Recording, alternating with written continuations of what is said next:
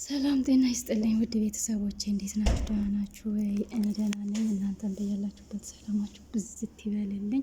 ዛሬ እንግዲህ ትንሽዬ ከሰማሁት መረጃ ማለት ነው ማስተር አብነት ለሁላችሁም የምታውቁት ነው፣ ወደ ውጭ መሄዱ ማለት ነው። መታመሙንም የማያውቅ ሰው የለም፣ ወደ ውጭ መሄዱን የማያውቅ ሰው የለም። አሁን ከዛ ከሰማነው መረጃ ሰርጀሪውንም በስነ ስርዓት እንደተደረገ ያው ሰምተናል። ሰርጀሪውንም ጨርሷል። ግን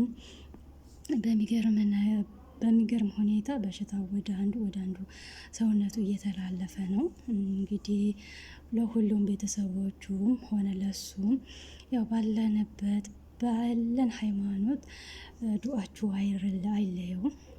እሱም እንዳለው ባላችሁ ሃይማኖት ዱአ አድርጉልኝ ወይንም ደግሞ ጸልዩልኝ ብሎ ተናግሯል።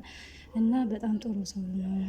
ለምስኪን ደራሽ፣ ለወገን ደራሽ ነው። ብሔር፣ ዘር፣ ሃይማኖት የማይገድበው ጥሩ ወንድማችን ነው።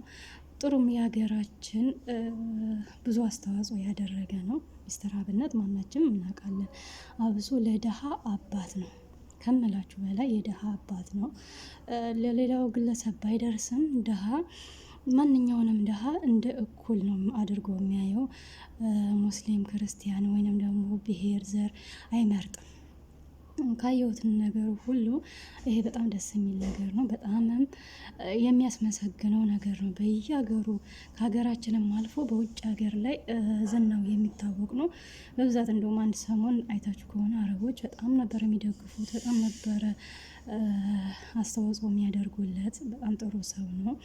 ከመንግስት የሚጠብቀውን ነገር ነው ከአንድ ግለሰብ የምናገኘው የነበረው። መንግስት ነበር ለተቸገረ ደራሽ፣ ለከፋው ደራሽ መሆን የነበረበት መንግስት ነበር፣ አንድ ግለሰብ አልነበረም።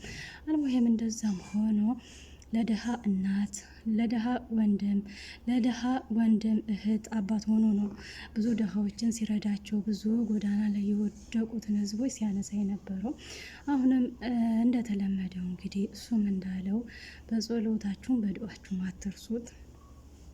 በሰላም እንደወጣ ደግሞ በሰላም በሽታው ተሽሎት ጤናውን እንደ በፊቱ አፍያውን መልሶለት በሀገሩ በሰላም በጤና እንዲኖር፣ ለቤተሰቦችም በሰላም ተመልሶ ወደ ሀገሩ እንዲኖር ሁላችሁም አትርሱት።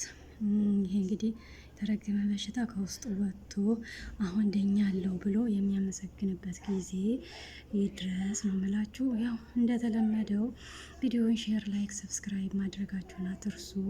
የሁልጊዜ ትብብራችሁ አይለየን እና ቀጣይ ቪዲዮ እስከምንገናኝ ድረስ በያላችሁበት ሰላማችሁ ብዝት ይበልላለሁ። መልካሙን ሁሉ ተመኘውላችሁ ባይ